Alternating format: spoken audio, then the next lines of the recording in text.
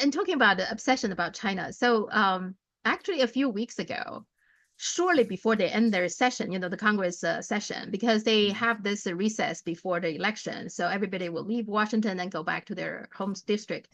And so before that, it's very important to get everything, whatever the funding needed to put in place. And they didn't give extra money to FEMA. So FEMA was very underfunded.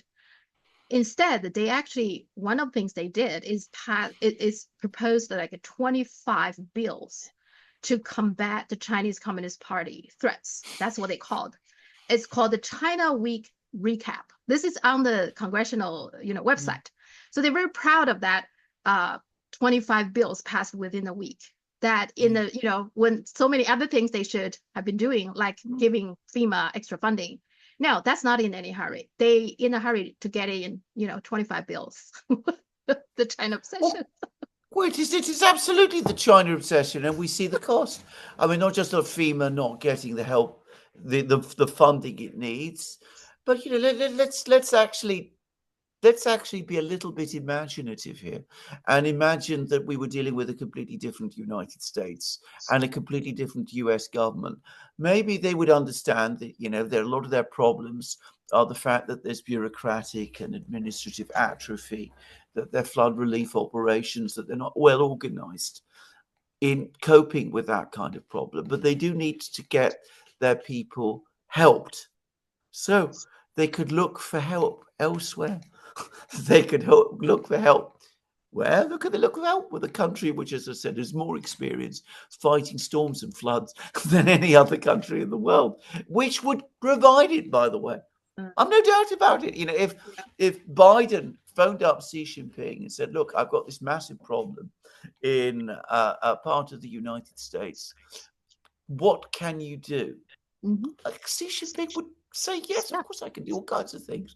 Yeah, but of course, no one. I can absolutely guarantee you, not a single person in the US government is thinking of that.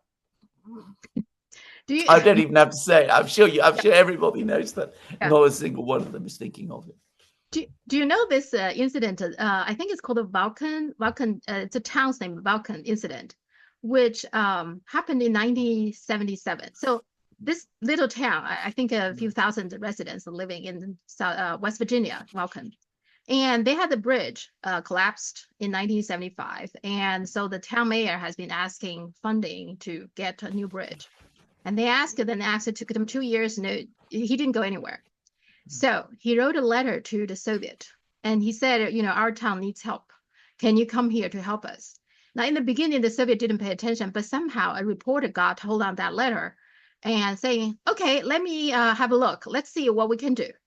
Within an hour after he arrived in VCON, the West Virginia legislature passed the funding, $1.3 million to build this bridge. So that's what happened. And so I think maybe their solution in South Carolina, North Carolina, the people there, maybe what they should do is to just let the mainstream know, okay, I give you 24 hours. If nothing happens, we're going to contact the Chinese embassy. We will join the Belt and Road Initiative. That would certainly be electrifying. Absolutely. No, I wish they would do it. I really do, actually. Yeah. Well, there's some people actually put up the Ukrainian flag there. They're saying you care about Ukraine. So how about I put up the flag so you can pay attention to me? That's how desperate that people are. Yeah. If you look at the media here in Britain, I can assure you that for every article that's written on the floods and the storms, you'll find about 20 written about Ukraine. Still. Yeah, Lindsey Graham, even on the Fox interview, he was talking, this is his own state, South Carolina. Of course, absolutely. Yeah. Yeah, and he's saying, I've been over there and couldn't sleep. But you know what? We need to think about Israel, our brothers in Israel, and that they are being attacked all over the place. He was still talking about Israel when the whole topic was about his own state, the desperate situation there. I mean... I know. Yeah, even though, by the way, no leader should ever say that they can't sleep. They should say, I am there. I'm going to call the White House. I'm going to speak to the president. I'm going to take it to the Senate. I'm going to push every way I possibly can to get people Yep. help. And I'm going to go there. I'm going to meet people. I'm going to do everything I personally can do to help them. To Yeah. talk about, I can't sleep. It's ridiculous. Yeah. It's again to talk about yourself rather than the people you're representing Mhm. and responsible for. Yeah. I mean, at this point, I thought I shouldn't be surprised, but they still keep on surprising me with their Oh, ignorance, incredible ignorance. yeah, Yeah. narcissism and pomposity and vainglory and lack of connection to reality. One more thing is Canada. It's another fascinating country. Yeah. Canada is now pushing to build this Arctic alliance with the Nordic countries, which they are going to exclude Russia, which Russia actually is a big Nordic country.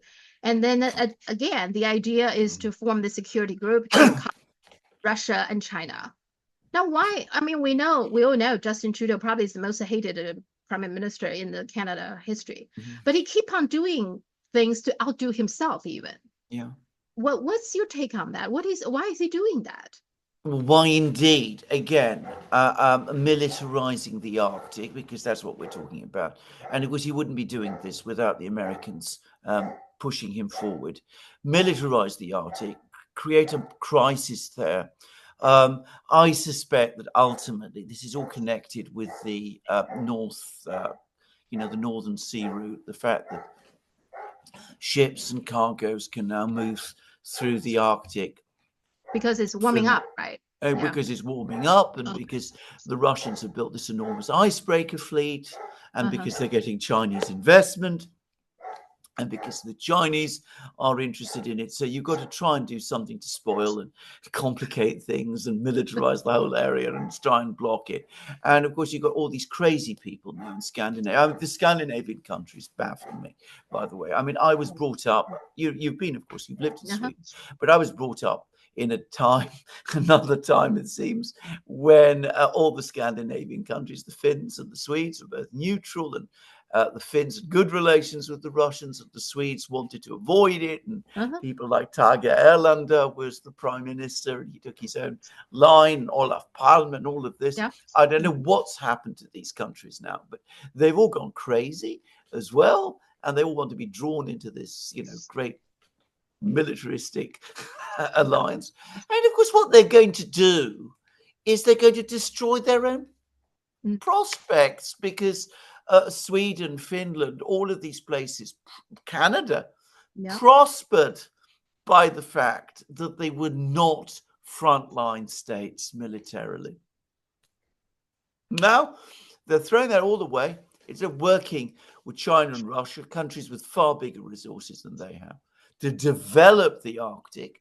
They're out to militarize it. I mean, it's so stupid, and it's not going to work anyway because the Russians, as you said, control vast stretches of the Arctic. The Northern Sea route will remain open regardless of what these people do. China is already there. You're just throwing pebbles at the sea, basically. That's all these people are doing. Yeah, it seems like they want to brew some kind of conflict there as well. Yeah, Yeah.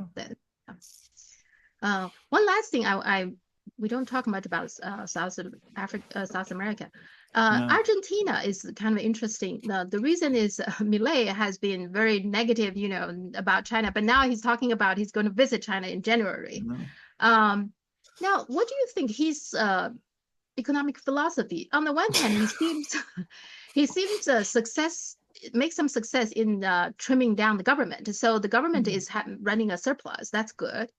At the same time, the poverty rate has skyrocketed. So from 40% of the population is now over 50, and some measurement are over 60 even.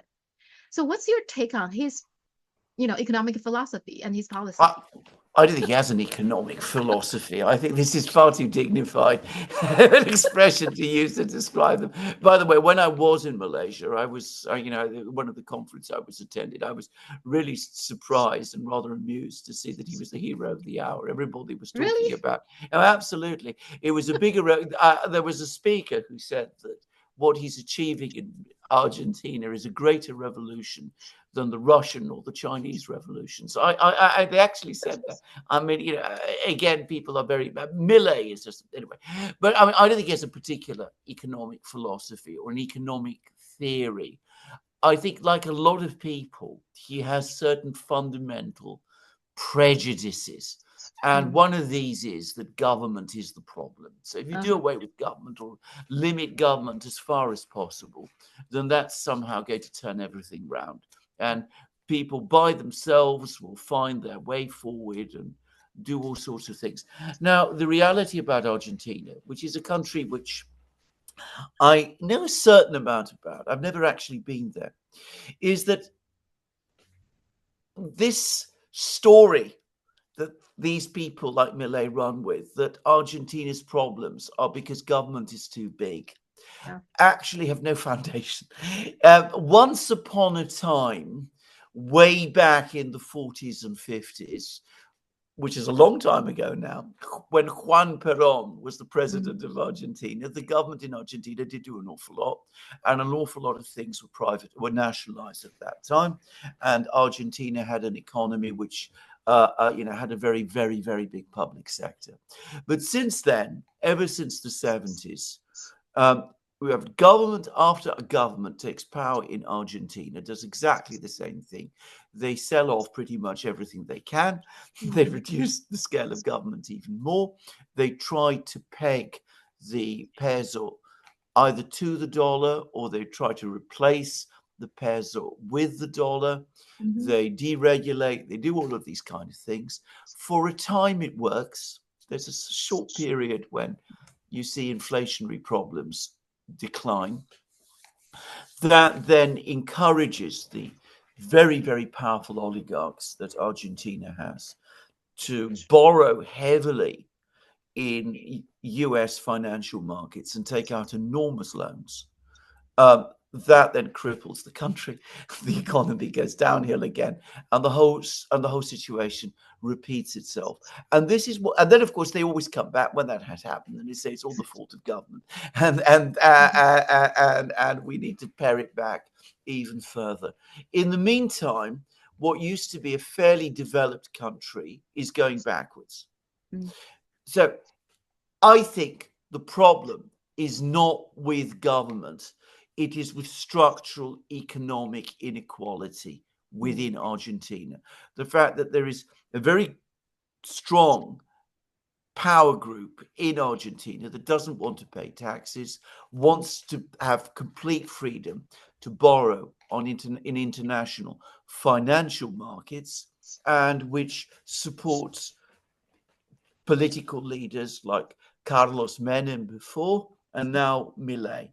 So just say that's, I think, what the problem is. So Milei comes in. He does all of the same things that all of the other leaders before him have done. There's very little left now to privatize, because privatization has already been, as I said, relentlessly pursued in Argentina since the 1970s. So he closes down ministries, he closes down even more things. He does all of that, everything that's left, he closes down. The government runs a budget surplus. What of it? Inflation falls, but it's not a real fall in inflation, because inflation is, in a kind of a way, an indicator of problems in the cost of living. If people are descending into poverty, it may be the prices are falling, but the probable reason why they're falling is because people have become too poor to buy things. So it's just another kind of, the measure of inflation is simply different now. And I think he understands. He's intelligent enough to understand that he has a massive economic crisis on his hands. He wants to remain in power. So what does he do?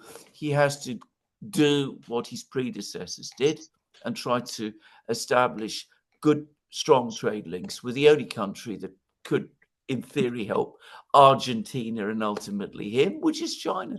That's why he's going to China. Yeah. Well, he was very negative in the beginning, that Absolutely. when he first come into office, very highly critical of China. And he used Yeah. all kinds of words to describe China. I don't know why you need to do that. Even let's say you don't Yeah. like this country, you don't like that country. There's no need to, demeaning another country, look down on another country, humiliate another country. But Well, the problem he has with China is that China proves him wrong, because he says socialism is the problem. Well, China uh-huh. is a socialist country.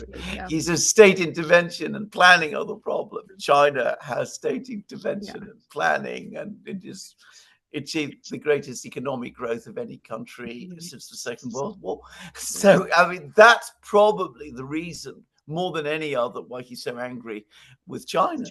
But ultimately, as I said, political survival trumps Yeah. everything. Yeah. He's very fortunate that he's dealing with China, Yeah. where the Chinese government is prepared to, ignore all this and act in in China's interests and ultimately Argentina's, and they'll receive him, and that will stabilize the situation in Argentina a little.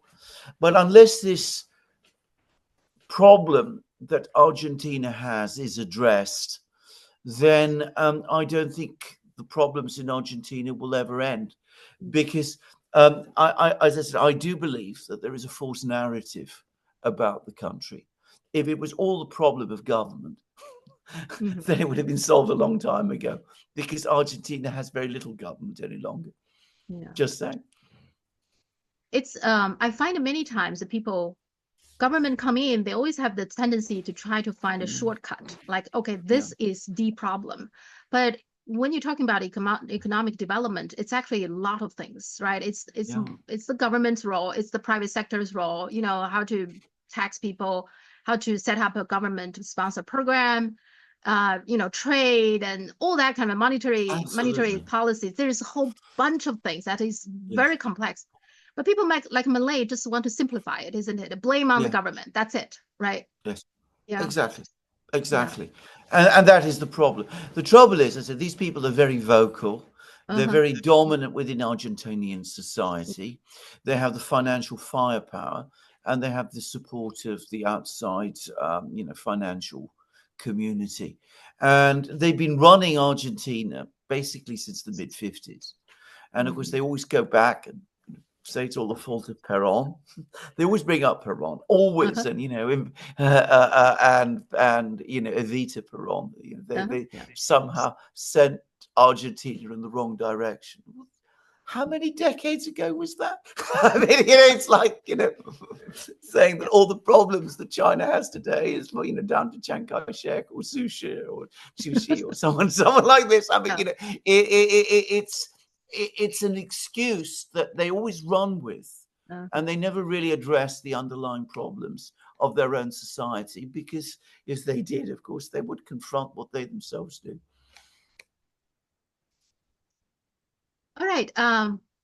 Great. Let's talk again. I mean, there's plenty of other things happening. Let's talk again next Wednesday. Thank you so much. Absolutely. It's a pleasure as always, Yes. Sophia. Have a Thank good